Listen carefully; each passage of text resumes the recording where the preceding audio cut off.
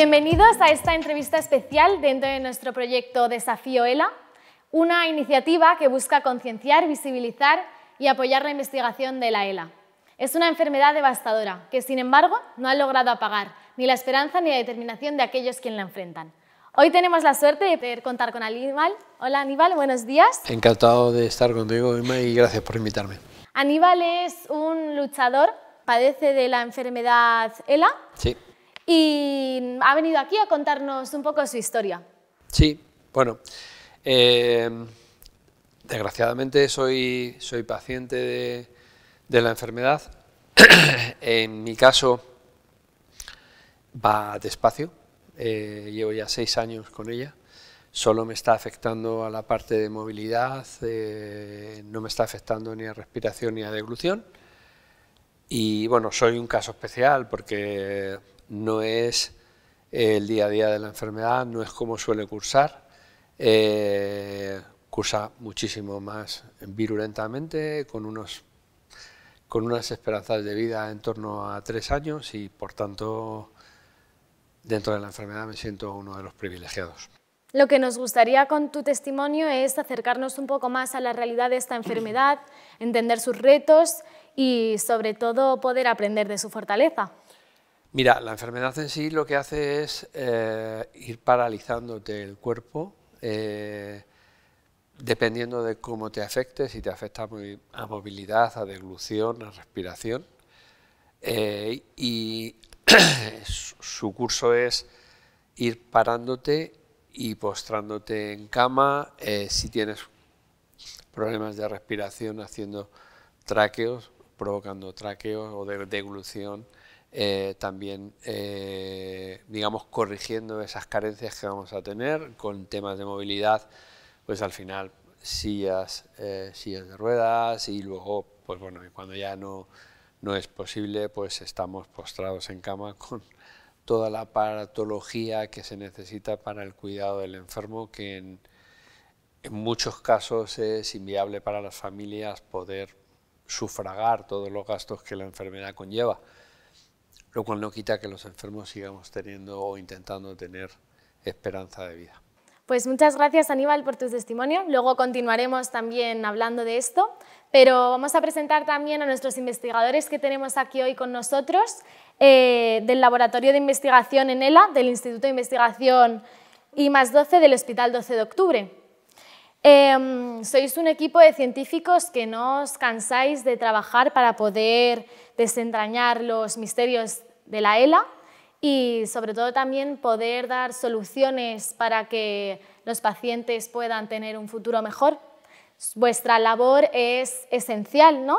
En la mejora del conocimiento al resto, y hoy estáis aquí para explicarnos los avances, los retos y sobre todo las necesidades, ¿no?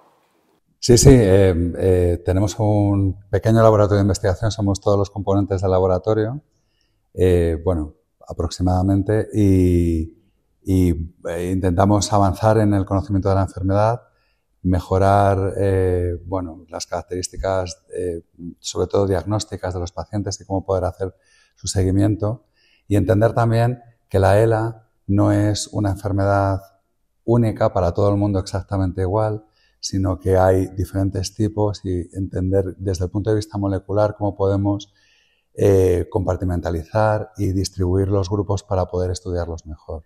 Muchas gracias. Pues ellos son el doctor Alberto García Redondo, responsable y director del Laboratorio de Investigación en ELA del Hospital 12 de Octubre. También tenemos al doctor Daniel Borrego Hernández, investigador que lidera la línea de investigación en genética y diagnóstico genético en ELA y DFT. Y por último a Laura Expósito Blázquez, investigadora en la línea de biomarcadores diagnósticos y prognósticos en ELA y DFT. Pues muchas gracias y sin más preámbulos vamos a comenzar con una ronda de preguntas dirigidas a ti, Aníbal. Muy bien. Que para empezar, muchísimas gracias por estar aquí. Gracias. Cuéntanos un poco sobre ti, cuál es tu formación y a qué te dedicas. Pues mira, soy ingeniero informático, trabajo en la empresa Airbus y bueno, la verdad es que sigo todavía trabajando en la empresa con las facilidades que Airbus me ha dado, para poder teletrabajar 3 días en semana y 2 ir a la fábrica. Nosotros hacemos aviones, aunque yo me dedique a la informática, hacemos aviones.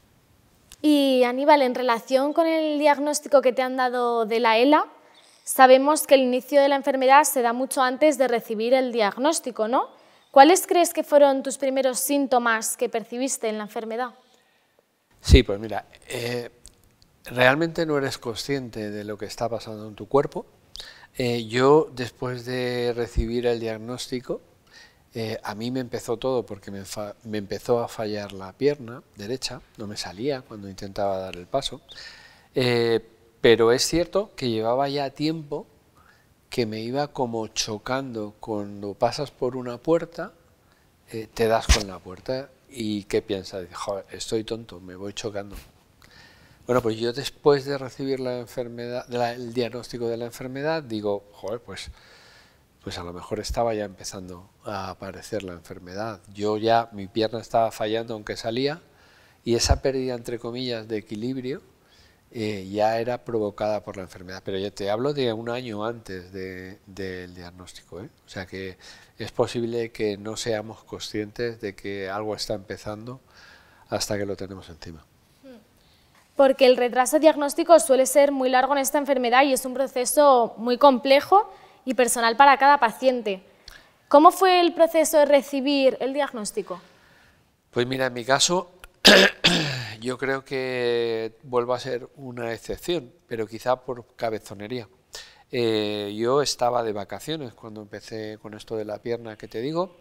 Estaba en Málaga, era el segundo día de vacaciones, y al bajar a dar un paseo, pues noté que la pierna pues me fallaba. Afortunadamente, de un pueblo al lado, tenía unos amigos y ella es enfermera y me dijo, dice, pues no me gusta lo que te está pasando porque no te lo miras. Y esperé 2 o 3 días, como no se me quitaba, me volví a Madrid y fui al hospital de Alcorcón, que era el hospital que yo tenía de referencia, y cuando les conté lo que me pasaba me dejaron ingresado. Estuve 10 días ingresado, no detectaron absolutamente nada y me dijeron ir a hacer pruebas ambulatorias y tal, pero me dieron las citas ambulatorias para 6 meses después y no me conformé y pedí una segunda opinión. Y entonces en esta segunda opinión fue donde me completaron todo un set de pruebas y bueno, la diagnosis fue la enfermedad. Cierto es, como te digo, que entre unas cosas y otras pasaron alrededor de unos 4 meses y medio. Y por eso soy un caso especial, porque la media, hablando con compañeros, amigos de enfermedad, como yo les llamo, y pacientes de ELA, la media está en más de 10 meses, un año en detección, pero quizá también porque esa agilidad en realizar las pruebas no existe, no se da.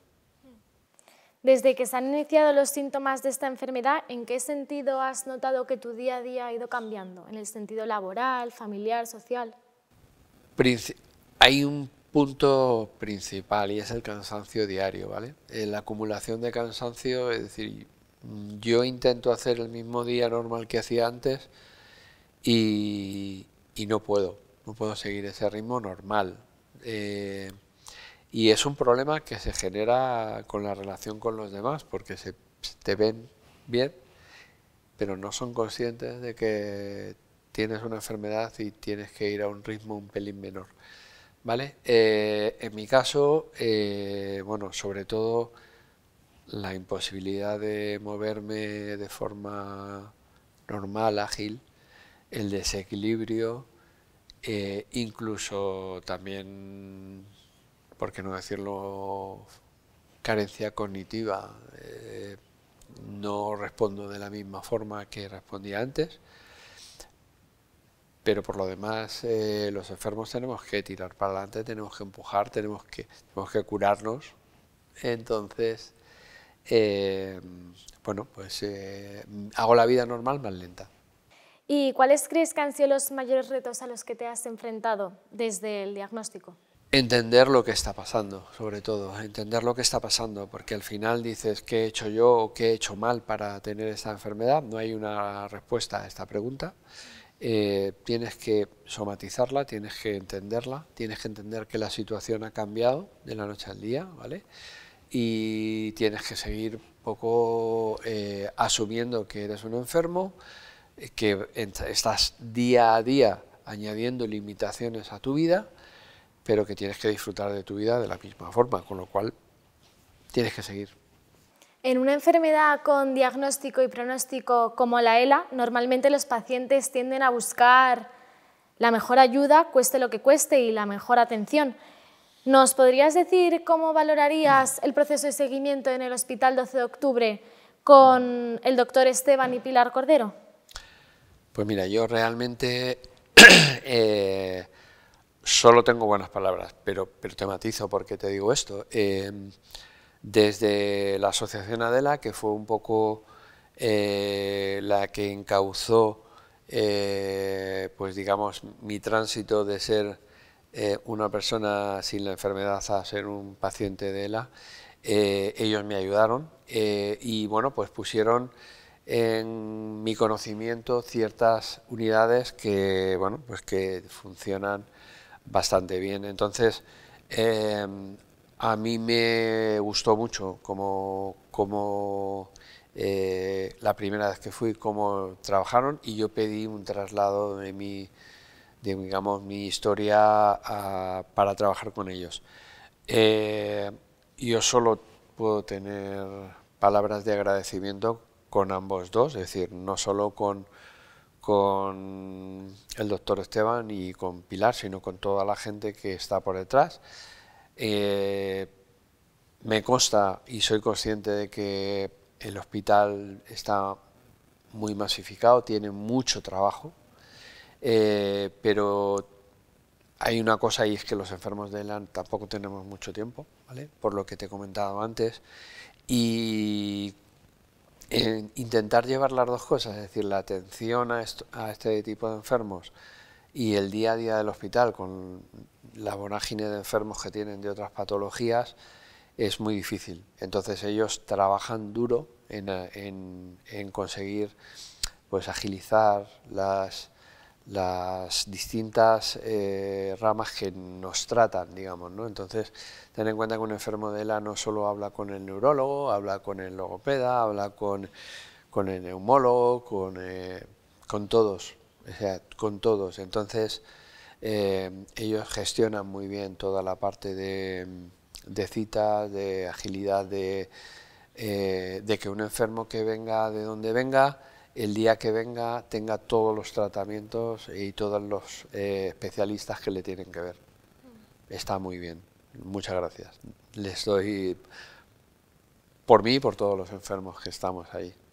Se acaba de abrir también un centro de día en el Hospital Zendal y tú fuiste uno de los primeros en acudir a la experiencia. ¿Nos podrías decir la experiencia? Es justo lo que la enfermedad, entiendo que todas las enfermedades, pero esta enfermedad necesita. La diferencia justo con el 12 de octubre es precisamente esa. Están centrados solo en pacientes de ELA y tienen todas las especialidades en el momento. Entonces, es increíble. ¿Por qué? Pues porque yo hoy les digo que he tenido un problema de deglución y al día siguiente tengo el especialista intentando ver qué está pasando. Están en el día a día de la evolución de la enfermedad, por tanto, están corrigiendo o intentando solucionar el problema que hay ese día. Y así sucesivamente con todos los enfermos. Además, no solo se dedican al enfermo, también se dedican a los cuidadores. Al final esta enfermedad no depende solo del enfermo, sino de familiares, cuidadores, que hay por detrás un montón de cosas que llevan a que el enfermo tenga mucha gente pendiente de él. En el Zendal lo que se está haciendo es dando esas facilidades, esos tiempos de descanso que, pues, tanto los cuidadores como los familiares necesitan, porque la vida sigue igual y se necesita que estén frescos para el día a día. Y en cuanto al impacto y la importancia del apoyo, sabemos que la ELA es un proceso continuo de superación. y sobre todo psicológica, en la que hay que tener mucho acompañamiento. La familia y los amigos juegan un papel clave. ¿Nos podrías decir cómo ha sido el apoyo de tu entorno? Bueno, yo desde el primer momento he tenido el apoyo familiar. Evidentemente toda la familia se ha puesto a mi disposición y lógicamente todos los amigos que con los que llevas conviviendo toda la vida, pues exactamente igual. Es decir, yo solo tengo que levantar la mano para que me ayuden en lo que yo les pida, ¿no? Pero no ha sido solo la familia, incluso en mi caso, afortunadamente, ¿vale? Incluso yo he tenido apoyo tanto de la empresa facilitándome ciertas ayudas, ponerme un ascensor o una silla distinta o dándome teletrabajo y demás, ¿no? Entonces es imprescindible que la familia entienda lo que te está pasando y evidentemente colabore en tu día a día, porque sin su apoyo realmente sería muy difícil que los enfermos llegáramos a nada. Ahora todos los enfermos son los que yo conozco que tienen familia, lógicamente. Hay enfermos, hay algunos casos que desgraciadamente están más solos, necesitan ese soporte, ese apoyo, ese día a día, ese decir que estoy aquí y cuenta conmigo para lo que quieras. A raíz de esto también las consultas que ofrecen ayuda psicológica son muy importantes. ¿Nos podrías contar cómo de importante te parece o si en tu experiencia te ha servido de gran ayuda o no? Sí, es algo que te comentaba al principio. Yo, después del diagnóstico, no sabía dónde mirar, no sabía qué atender, no sabía qué tenía que hacer. A mí me ayudó mucho Adela. A los 3 días de tener el diagnóstico, a mí me lo dieron un miércoles, bueno, pues el lunes de la siguiente semana yo ya estaba hablando con un psicólogo de Adela, incluso tanto en la unidad del 12 de octubre como en el Zendal. Cuando yo empecé en el Zendal, el segundo médico que me vio era un psicólogo, me dijo que estaba bien, que no tenía la cabeza mal.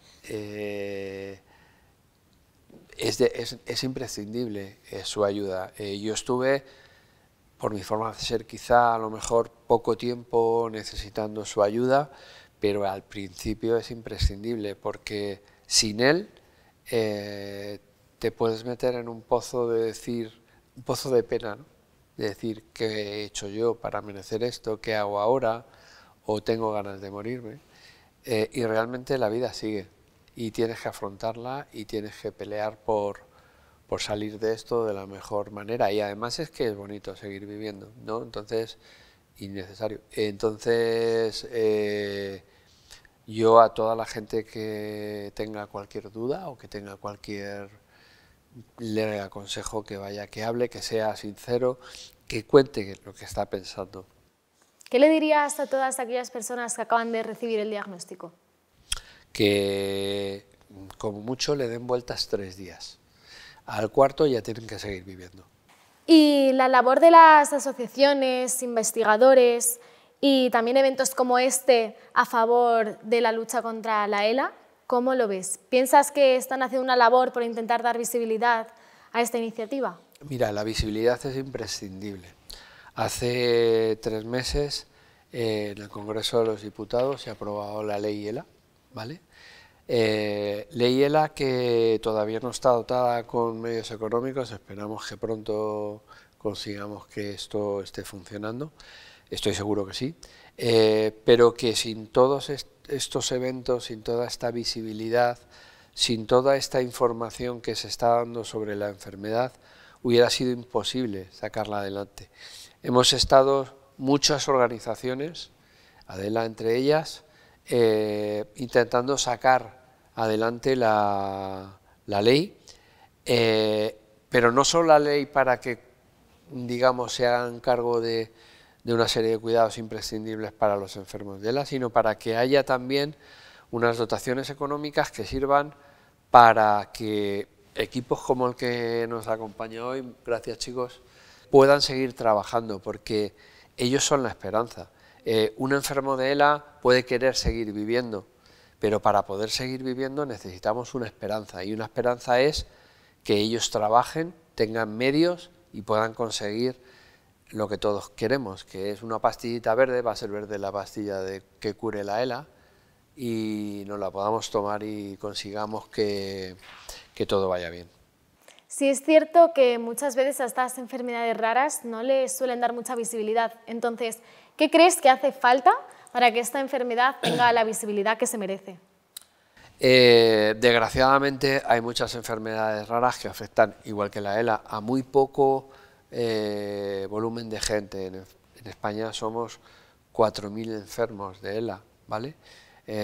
Somos muy poquitos y evidentemente, y ojalá seamos menos, ¿vale? Pero evidentemente esta familia, como la llamamos internamente los que estamos en ella, esta familia no crece, afortunadamente, y no crece porque normalmente fallecen casi los mismos porcentajes que aparecen, ¿vale? Estamos ahí en un ratio de unos 4.000 enfermos. Entonces lo que necesitamos realmente es, no en esta enfermedad sola, es decir, que cuando hay muy poca,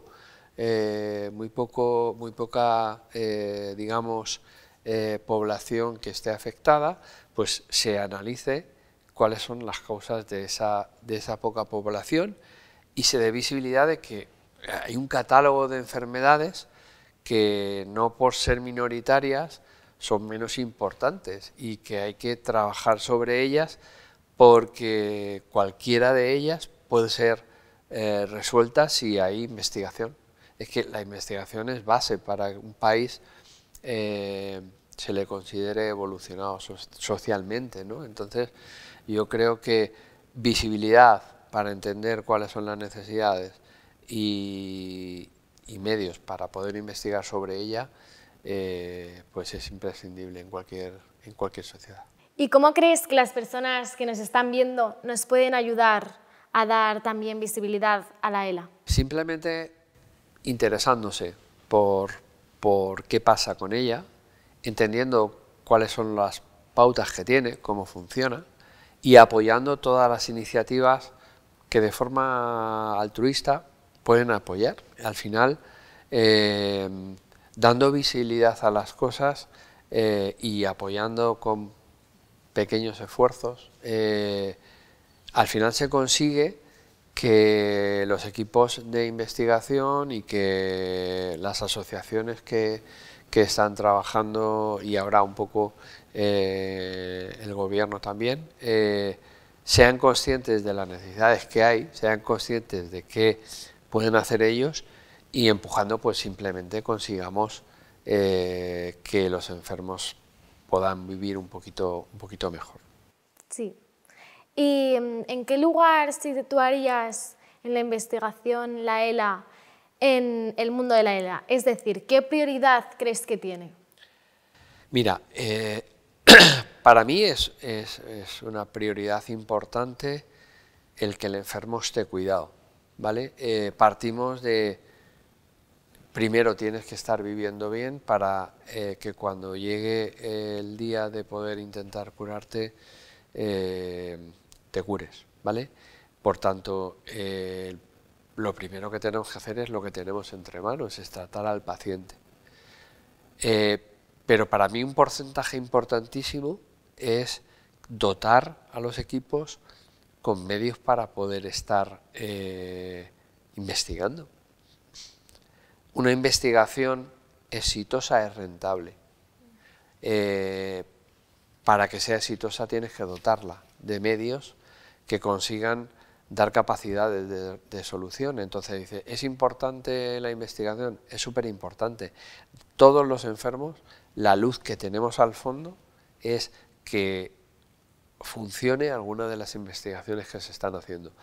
Se está haciendo poco a nivel general en investigación en nuestro país, no de la ELA, sino de cualquier otra, y de cualquier otra enfermedad, y deberíamos de ser conscientes de que la investigación para un país es de primera mano, es necesidad imprescindible.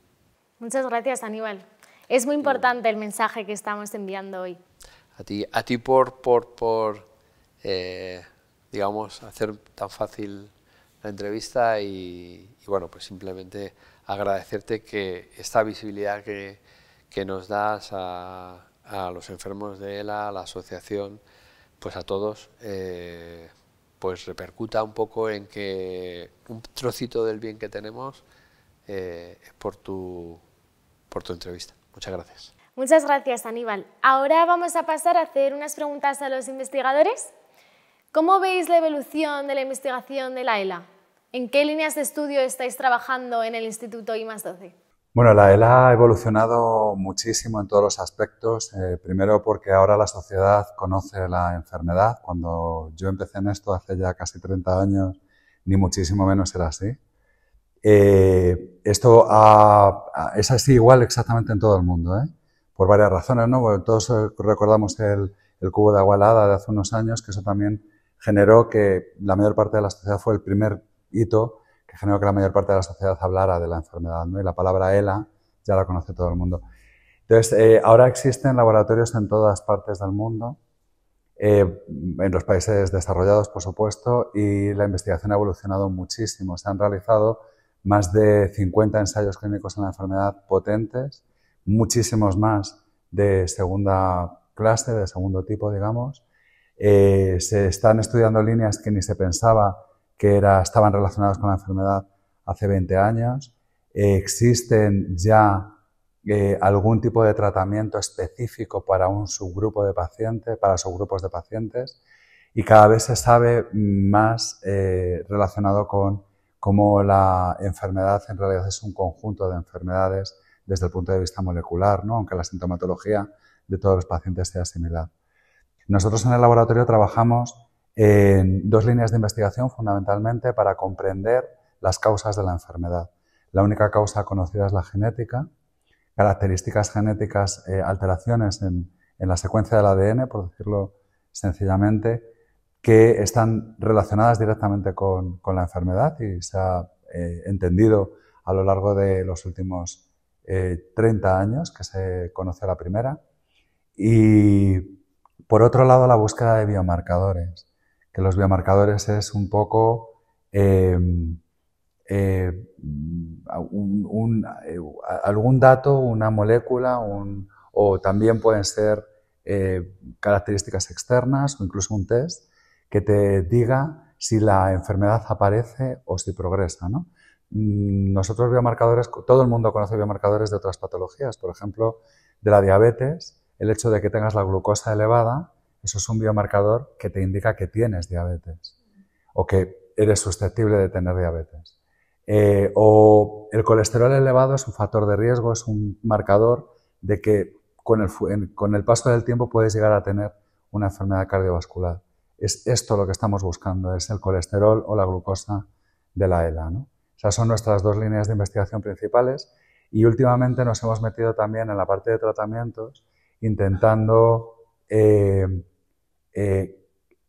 modificar las causas genéticas con un sistema que se llama CRISPR-Cas, que es ahora muy conocido en el mundo de la investigación, que son las tijeras del ADN, ¿no? La idea es cortar el gen que está mal en estos pacientes que tienen esas características genéticas, que no son todos los pacientes con ELA, son algunos, cortarlo de manera específica para que al cortarlo y modificarlo desaparezca supuestamente la enfermedad. Todavía nos queda mucho, pero es la tercera línea de investigación que tenemos. Ya hemos hablado con Aníbal sobre la problemática en el diagnóstico. ¿Estáis desarrollando alguna herramienta nueva para una detección más temprana?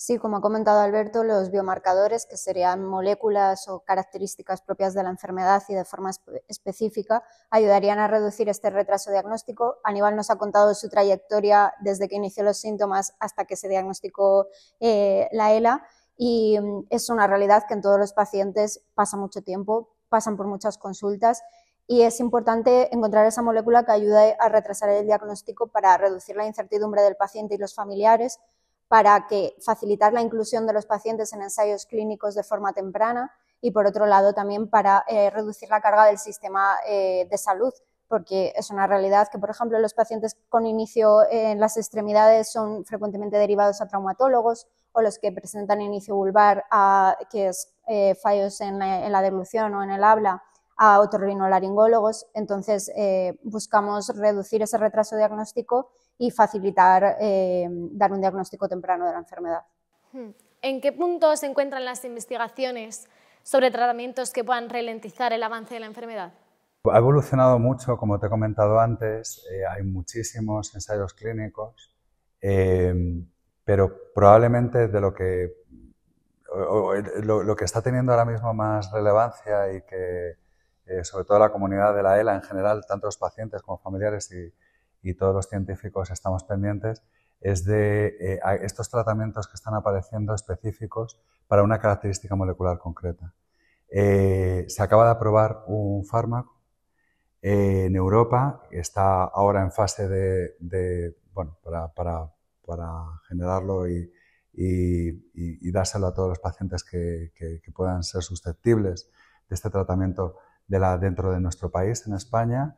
Se llama Tofersen y su característica es que está dirigido para pacientes que tienen mutaciones en un gen concreto, que se llama SOD1, superóxido dismutasa, y es aproximadamente el 1-2% del total de pacientes.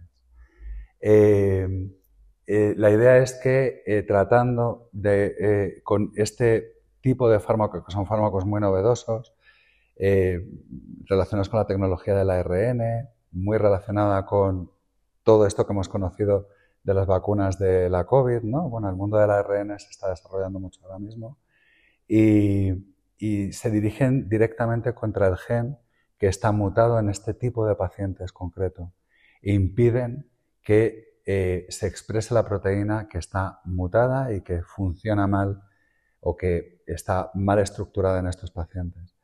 Tiene un tratamiento prolongado y muy lento, pero se están viendo resultados muy interesantes a largo plazo en los pacientes que tienen estas características. Entonces, la idea es que si conocemos las características moleculares de los diferentes grupos de pacientes y se pueden dirigir tratamientos para ellos específicos, van a tener resultados muy positivos como este. Ahora mismo, toda la comunidad científica, toda la comunidad de pacientes y todo el mundo estamos pendientes de este tipo de tratamientos porque realmente vemos por primera vez que hay éxito en un tratamiento. Y en cuanto a los retos y los avances científicos, sabemos que la ELA es una enfermedad muy compleja y multifactorial. ¿Nos podríais decir cuáles son los principales obstáculos en la investigación? Bueno, como bien ha dicho Aníbal, la ELA es una enfermedad rara. Pocos pacientes en cada país y eso es un reto en parte para la investigación porque para que una investigación tenga peso real y tenga una validez para la comunidad científica, pues hay que hacer estudios multicéntricos, es decir, colaboraciones en todo el país o incluso Europa o internacionales.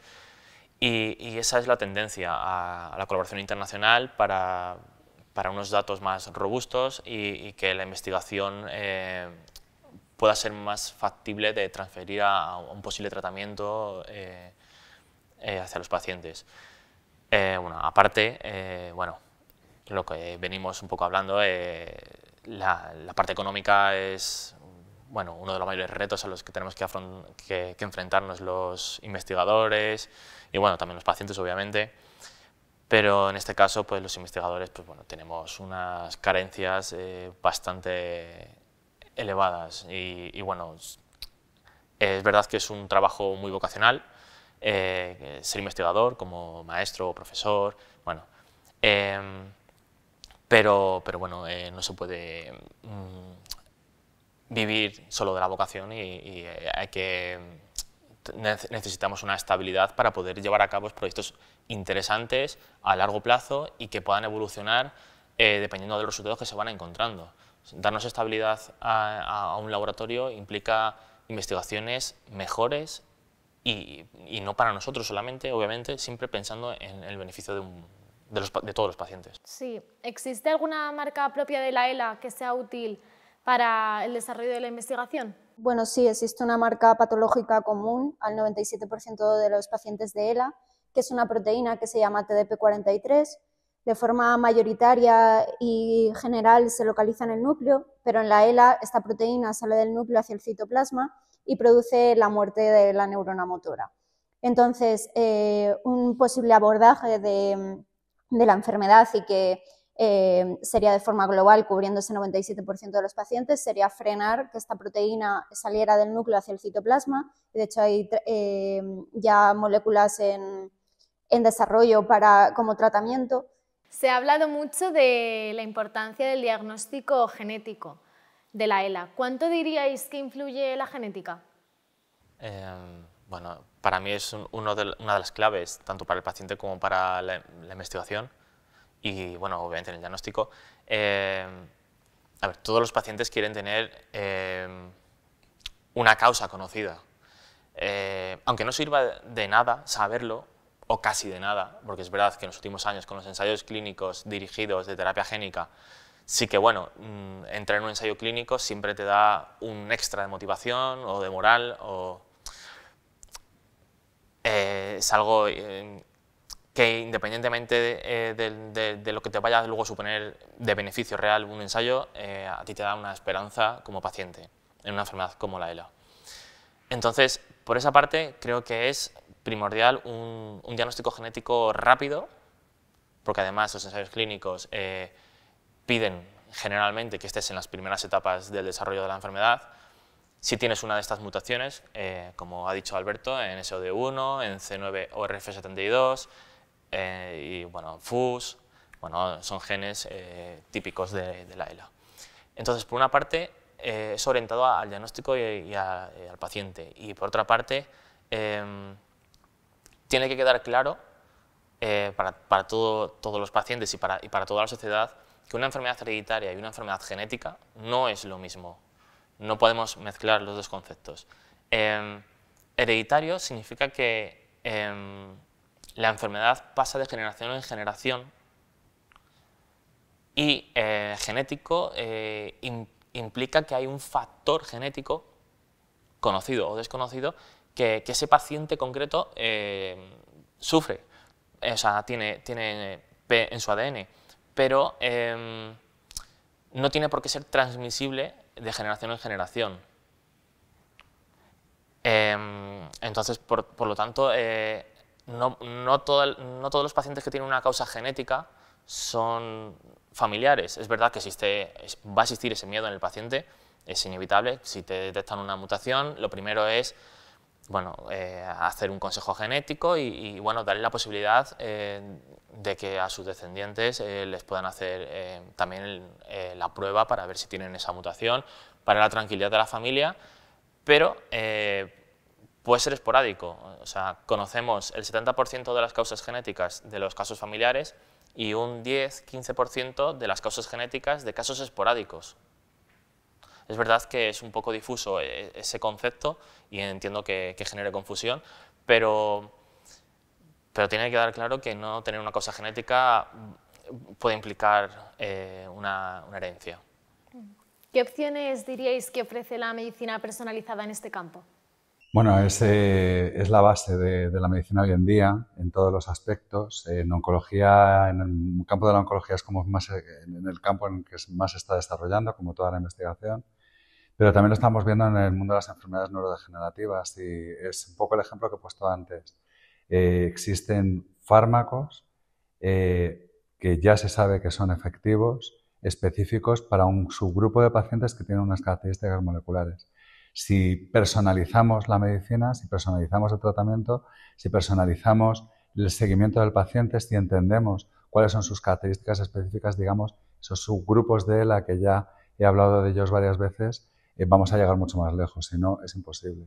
La medicina personalizada es el presente y el futuro de la investigación, sin lugar a dudas. ¿Qué importancia tienen iniciativas como Desafío ELA para la financiación y el desarrollo de la investigación en la ELA? Bueno, muchísima.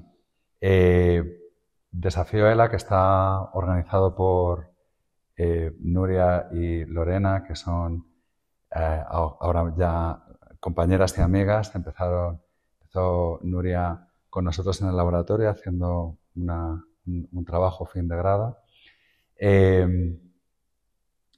se activa, ¿no?, por una iniciativa personal que ella misma tuvo, ¿no?, en su propio hogar, y por la sensibilidad que pueda tener con esta enfermedad. Y también por las dificultades que ha observado de forma externa en el desarrollo de la investigación en nuestro laboratorio. Las dificultades que puede haber en un laboratorio son muchísimas, como hemos comentado antes, y ya no porque la sociedad española o la sociedad en general no suela tener tendencia a fomentar la investigación, que esto es así, es cultural, sino porque la ELA es una enfermedad rara y se atiende a otro tipo de enfermedades más comunes de manera masiva, ¿no?, como las enfermedades oncológicas, cardiovasculares, etc. Entonces ya partir de esa base significa que en un laboratorio donde se investiga en ELA va a haber un poco foco mediático, poco foco por parte del gobierno, poco foco por parte de las empresas farmacéuticas interesadas en desarrollar fármacos.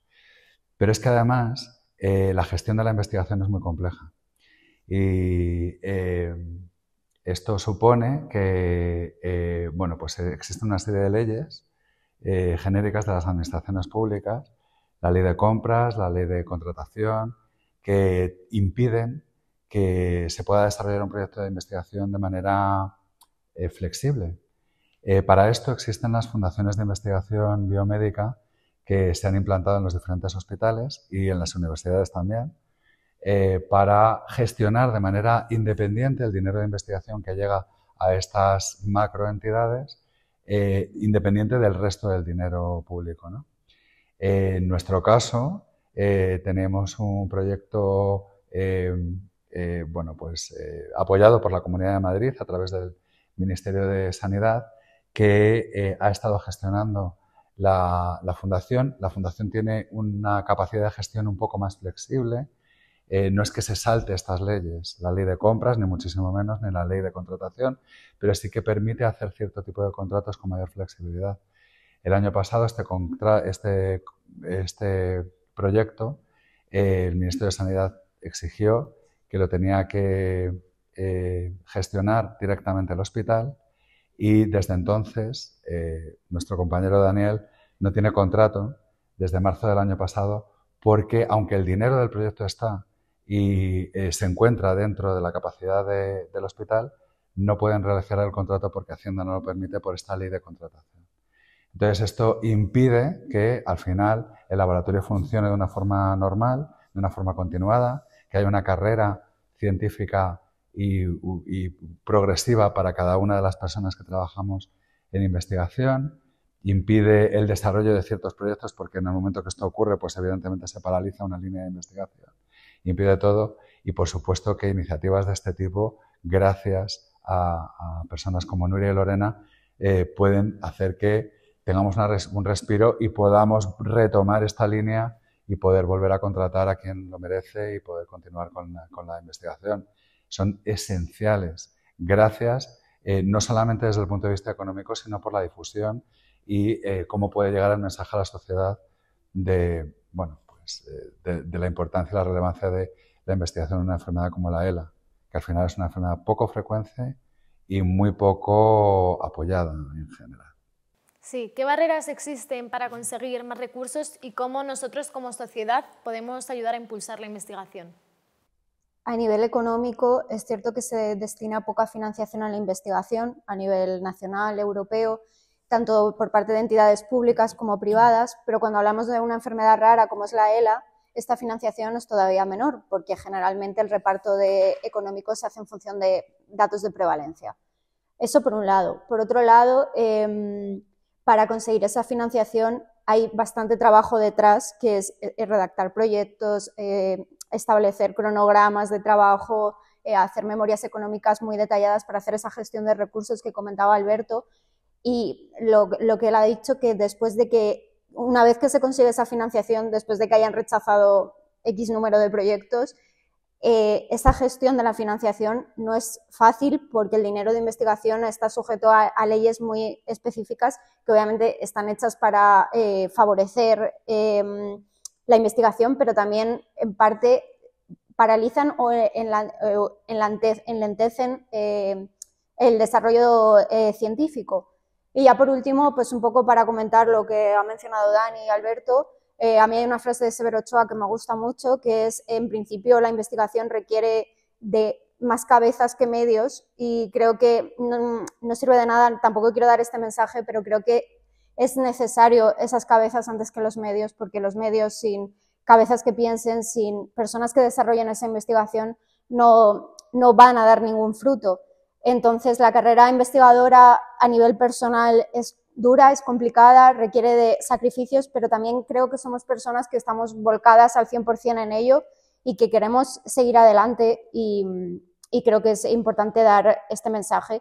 Y luego, ¿qué podemos hacer como sociedad? Pues yo creo que lo primero, iniciativas como Desafío ELA dan visibilidad a la investigación, dotan a la investigación de la importancia que creo que debe de tener en sociedad. Y en segundo punto, creo que las entidades públicas y privadas deberían de facilitar de alguna manera esa gestión económica, flexibilidad en cuanto al gasto para medios como para personal, y favorecer la investigación y permitir que pueda desarrollarse. Sí, yo me gustaría hacer un apunte también. Bueno, no puedo tener más razón, obviamente, pero la paradoja de la investigación, por ejemplo, en España, es que te puedan conceder un proyecto sin personal. Sí. O sea, tú pides personal en el proyecto, obviamente. O sea, los investigadores tenemos una inteligencia, como todas las personas, una mínima, para saber que para que un proyecto se lleve a cabo hace falta una persona detrás. Pero te pueden denegar la persona y darte el proyecto. Bueno, aunque quede un poco informal esto, bueno, ¿cómo no lo podemos explicar? O sea, no creo que vosotros podáis explicaros esta, no sé, esta paradoja, ¿no? Sí, yo lo que estoy sacando un poco por vuestras palabras es que al final, como decía Laura, se necesitan investigadores, se necesita dinero, pero cuando hay investigadores no le pones a trabajar de forma inmediata, es decir, empuja a toda la gente que quiere investigar para que se ponga a hacerlo, dótale. Evidentemente los controles tienen que existir, porque tienen que existir, sí. Y estáis acostumbrados a perder gran parte del tiempo en el papeleo y queréis seguir haciéndolo, pero vamos a dar flexibilidad y vamos a toda la gente que quiere investigar, apoyarle para que puedan trabajar en eso, en investigar, que es lo que les gusta.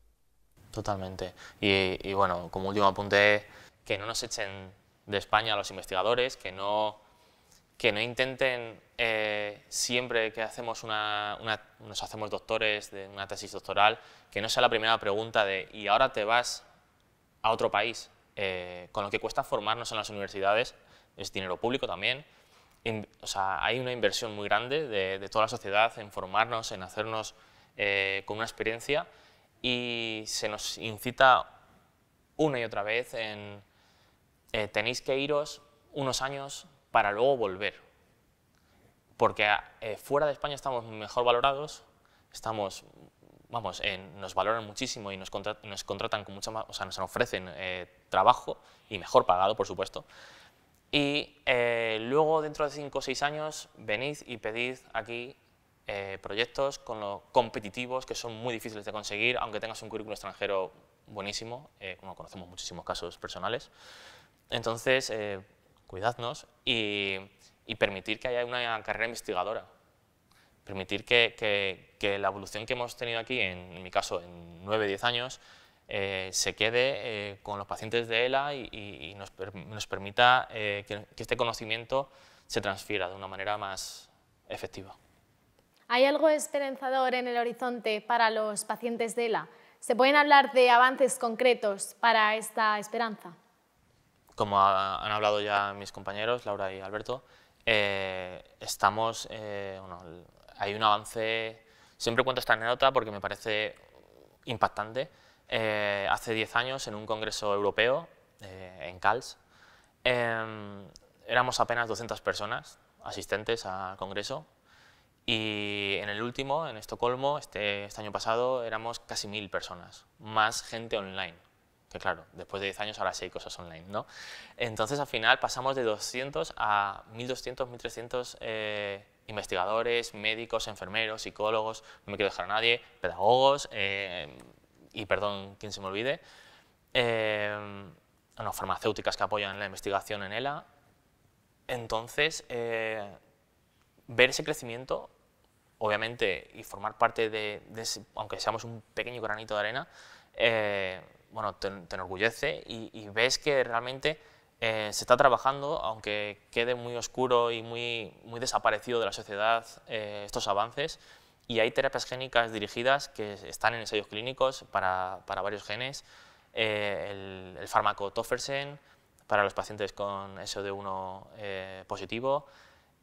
Bueno, esto era inimaginable hace 10 años, inimaginable, o sea, era lo que, bueno, se podría esperar que hubiese ese avance a terapias génicas dirigidas, a medicina personalizada, pero bueno, era un sueño y ese sueño ya está presente y yo tengo, vamos, hace 10 años yo hubiese dicho por lo menos 20 o 30 años para encontrar una cura y yo ahora opino, o sea, es mi opinión personal y en parte deseo, yo veo que a mucho menos plazo del que me pensaba puede haber algo, un fármaco, una terapia que cronifique esta enfermedad.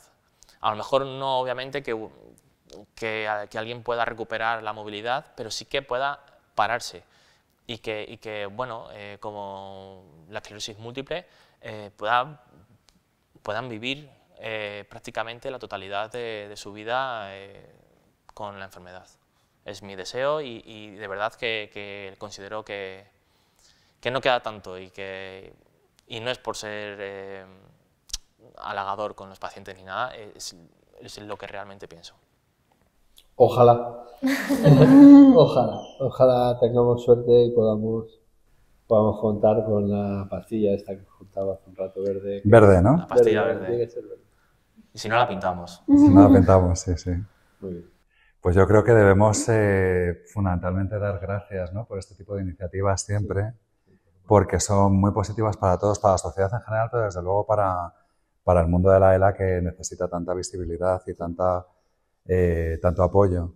Así que gracias a Desafío ELA, gracias a Nuria y a Lorena, y desde aquí, desde nuestro laboratorio, desde el Hospital Zendal, desde todas las unidades de ELA, les damos gracias por este... Y desde la familia también, de todos los enfermos, gracias por este empujón, porque al final esto es un empujón para todos los enfermos y bueno, y visibilidad para la enfermedad. Muchísimas gracias. A vosotros. Gracias. Ha sido un placer.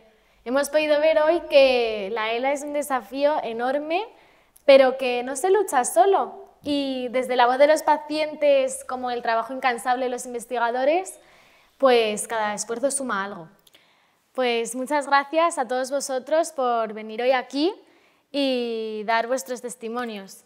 Si algo nos ha quedado claro hoy en esta conversación es que esta investigación es la clave para un mejor futuro para aquellos pacientes de la ELA. Nosotros desde aquí que debemos dar nuestro apoyo a la ciencia, darle visibilidad a esta enfermedad y también, sobre todo, apoyar a nuestros pacientes y nuestros investigadores que hacen tanto. Desde Desafío ELA queremos sumarnos a este gran cambio.